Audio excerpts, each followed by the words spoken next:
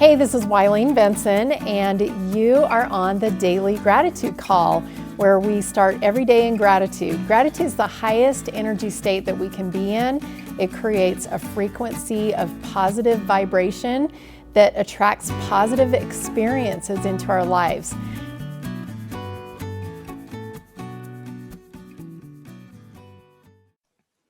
Hey, welcome everybody. This is Wileen Benson, and this is our Daily Gratitude Call. Thank you for joining our call today.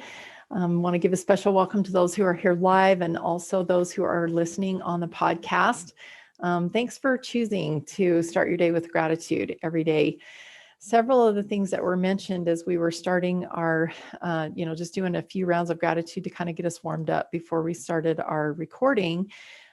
Several things that were mentioned had to do with children or baby animals, sheep, goats, calves, the newness of spring, kind of this new life coming back to the earth, the green starting to show up all around. And that phrase, new life, that, just statement, new life, gratitude for new life is seemed to kind of fit. So that's what we're going to focus on our private silent meditation this morning, 90 seconds, and just a private silent meditation on gratitude for new life. And just listen for whatever inspiration comes to you, write that down, and then afterwards we will share. So gratitude for new life, 90-second private silent meditation begins now.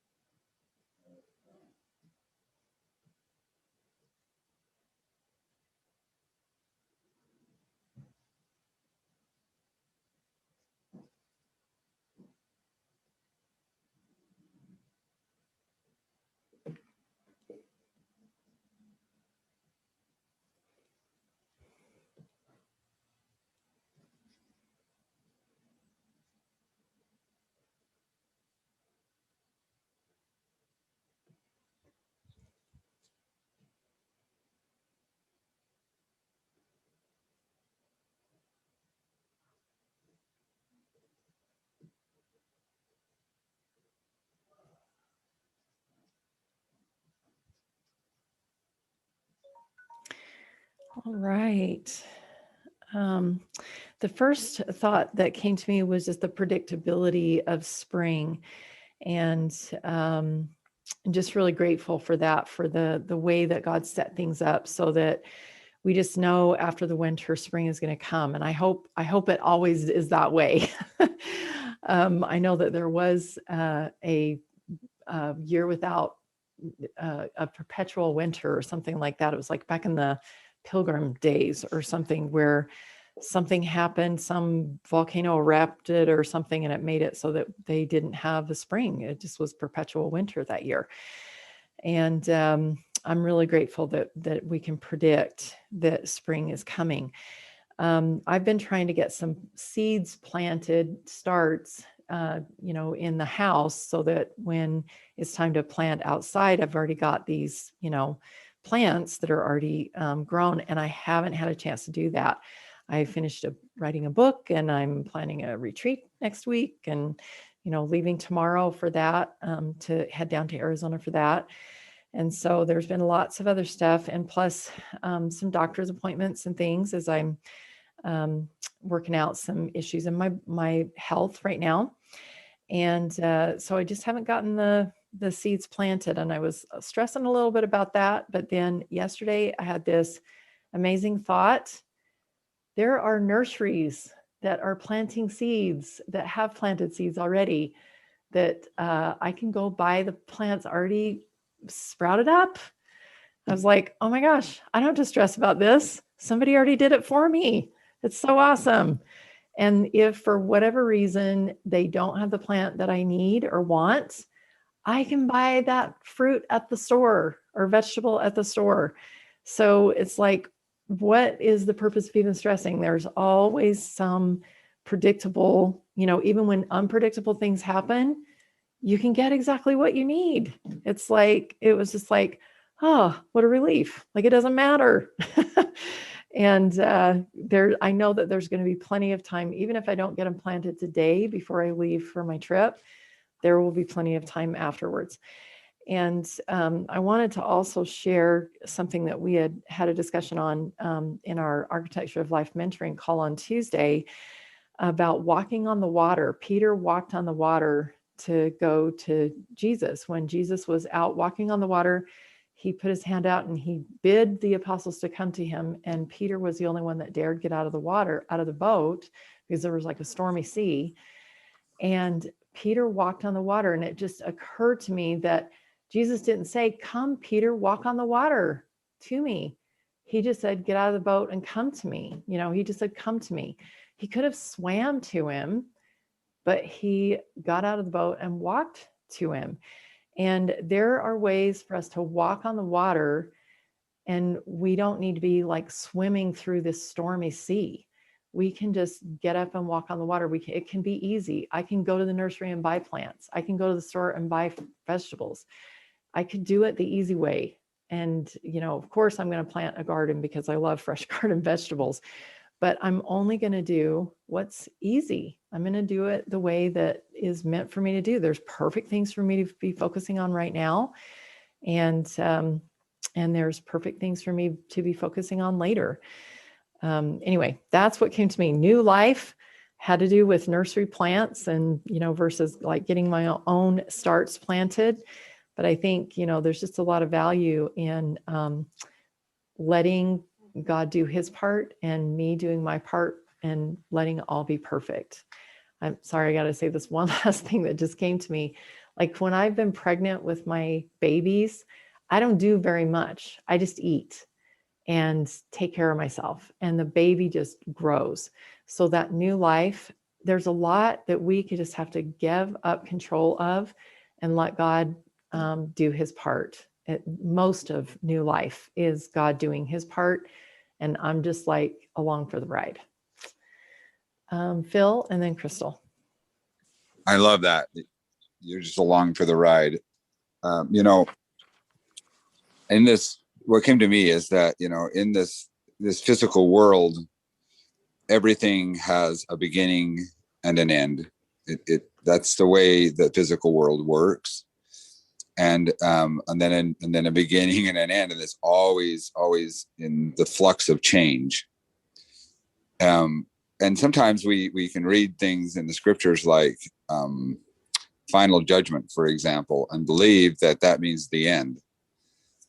And I love that with God, there's never an end. That's not part of the equation. That's an earth thing, and that final, the word final means God, God judgment, and that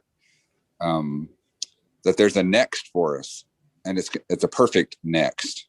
It's always a perfect next for us, and there's always a newness. There's always a new next that we get to experience forever and ever. And that's just super cool to me. And I think that spring just kind of reminds us that there's always a next. There's always something more that's waiting. Yes, I love that. And I always, I'm really grateful for Easter and, recognizing the risen Lord. And that is the ultimate of new life, and what you're talking about. We had a new life when we came to this earth as a baby, and there's a new life waiting for us after the death of the earthly body, and the resurrection of the spirit and the body coming back together.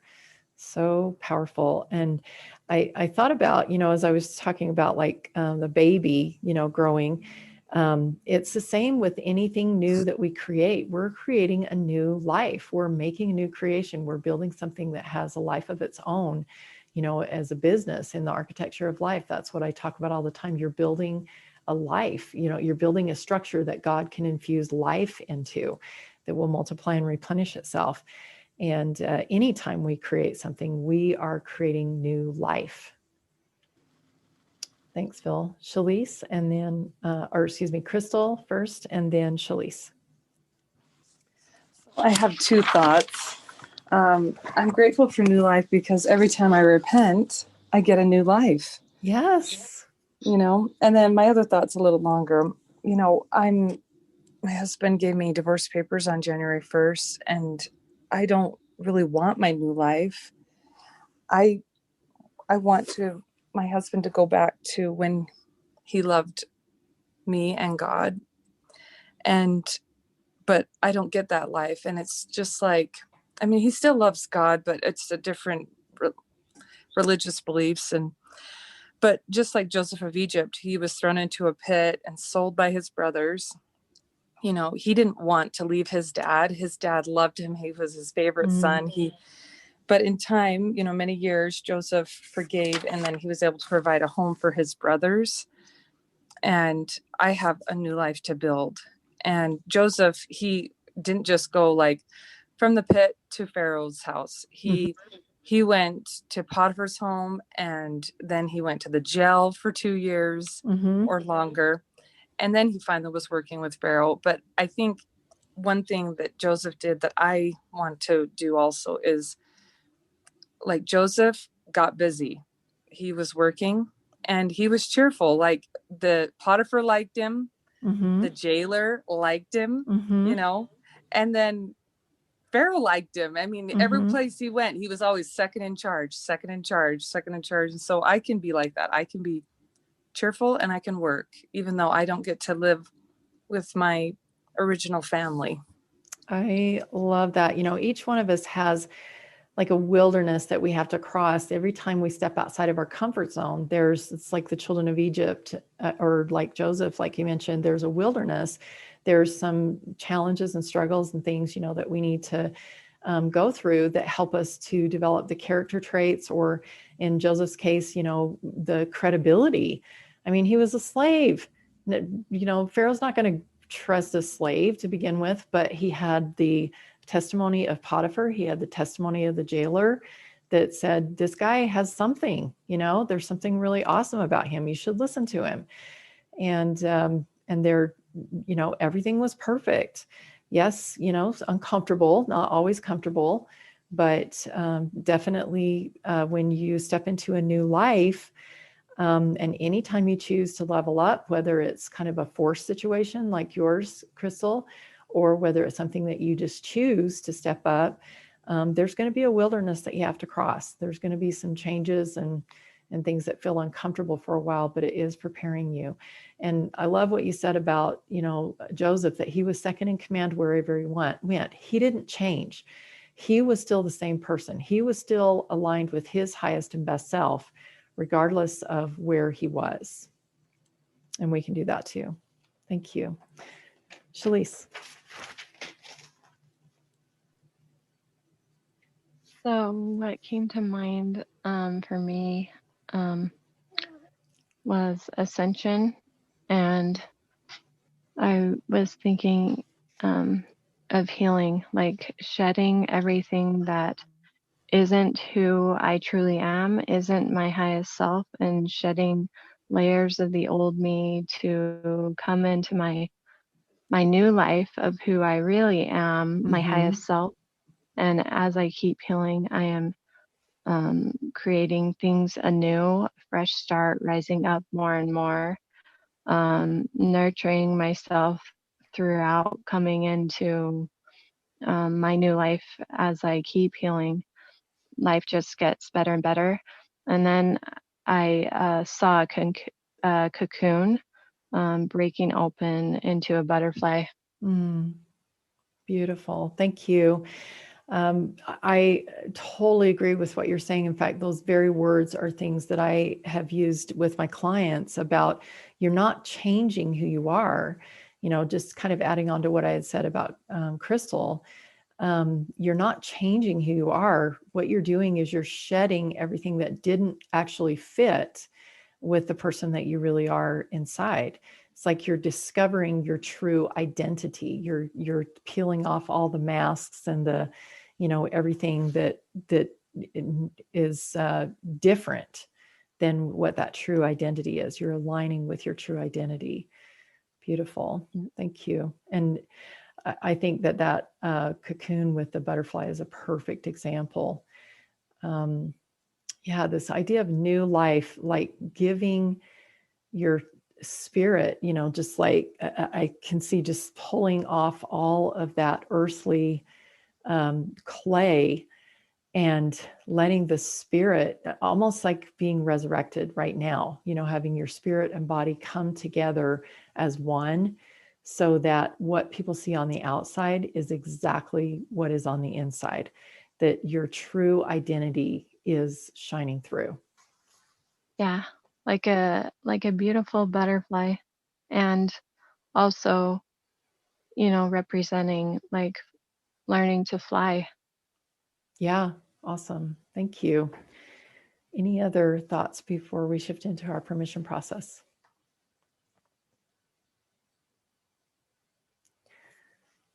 All right, let's go ahead and take a deep breath.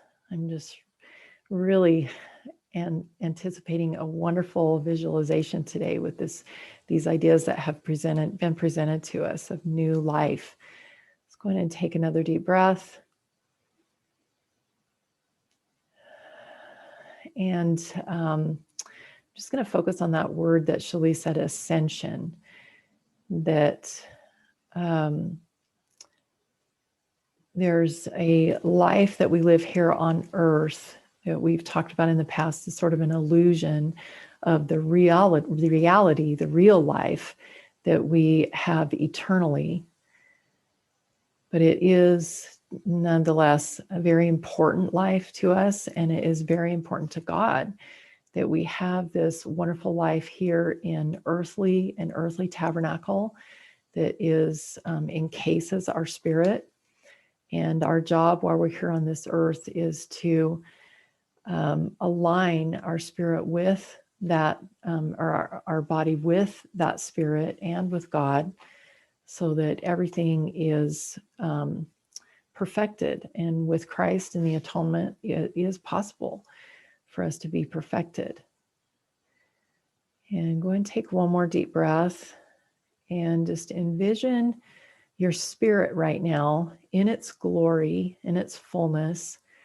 Allow yourself to maybe even see beyond this earth life into pre-earth and post-earth, when you will be perfected.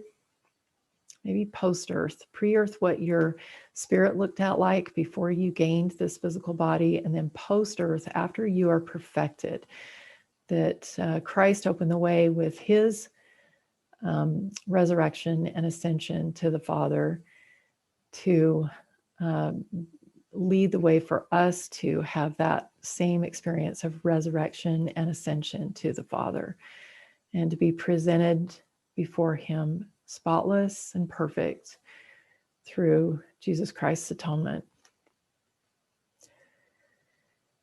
And take note of what your physical body looks like as it is bonded eternally with your spirit.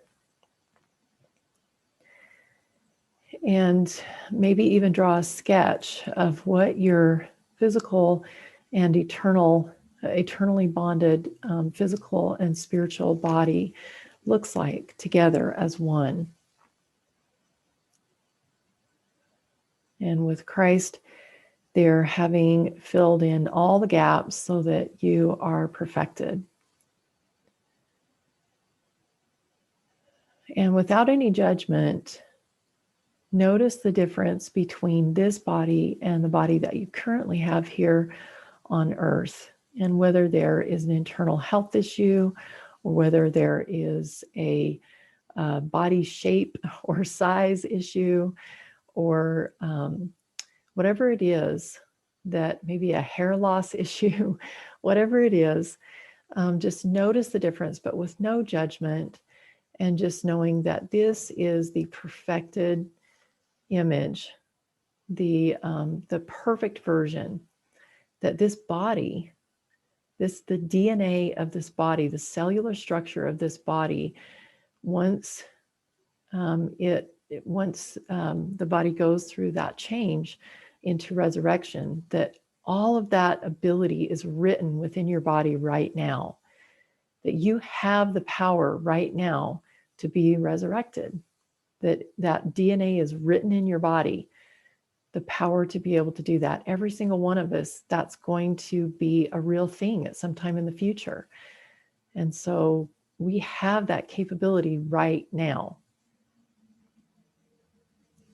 And what can you learn from having this new understanding that my body is capable of this perfect version right now? Of course, it's not time. It's a now, not yet thing.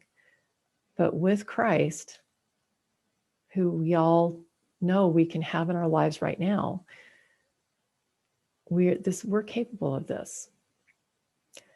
And what are the changes that you intuitively know are necessary for you to get even closer to that perfected body right now?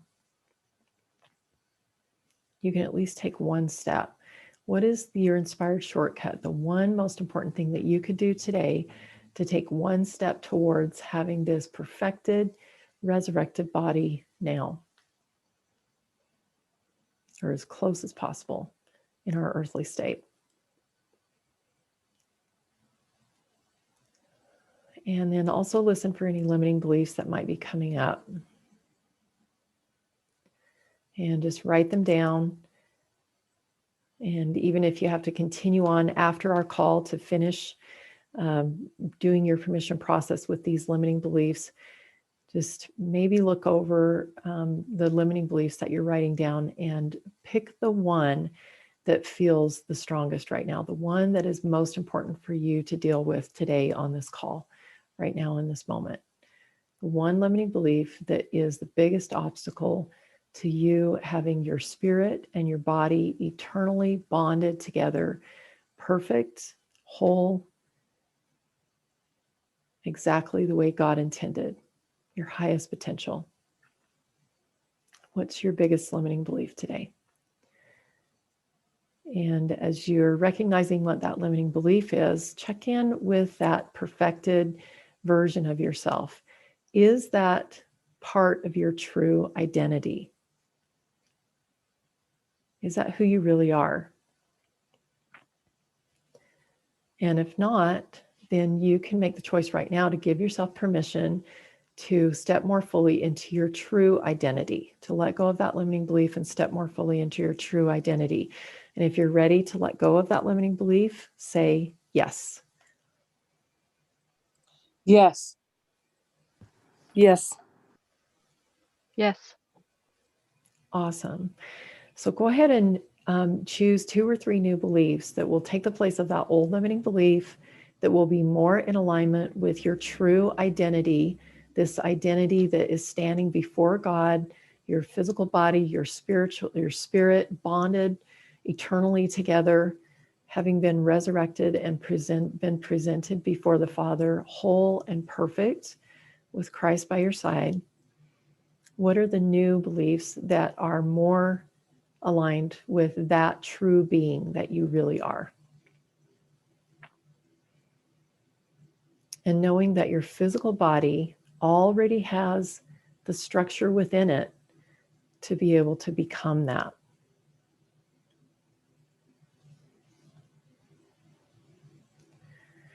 Take one more deep breath. And check in and see if there are any other thoughts that are coming to you of information from God, or inspired shortcuts, a little bit additional understanding, maybe habits that are coming to you. And don't make this a logical process. Oh, okay, well, I'm going to have this, then I need to do this. Make this an intuitive process. What is the inspiration that's coming to you of the most important habits, maybe 1 to 3 habits that could help you step more fully into that divine, perfect being?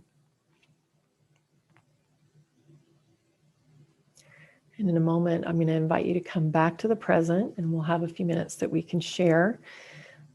I also would love to offer myself as someone to maybe help you transition into this perfect being if you're struggling with that. And all you have to do is just go to askwileen.com and you can schedule a 15-minute private mentoring session with me, askwileen.com.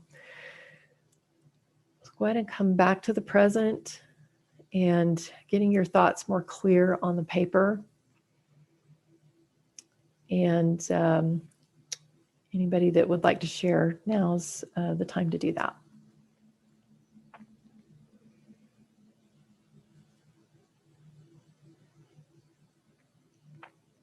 Just go ahead and unmute. Tyree?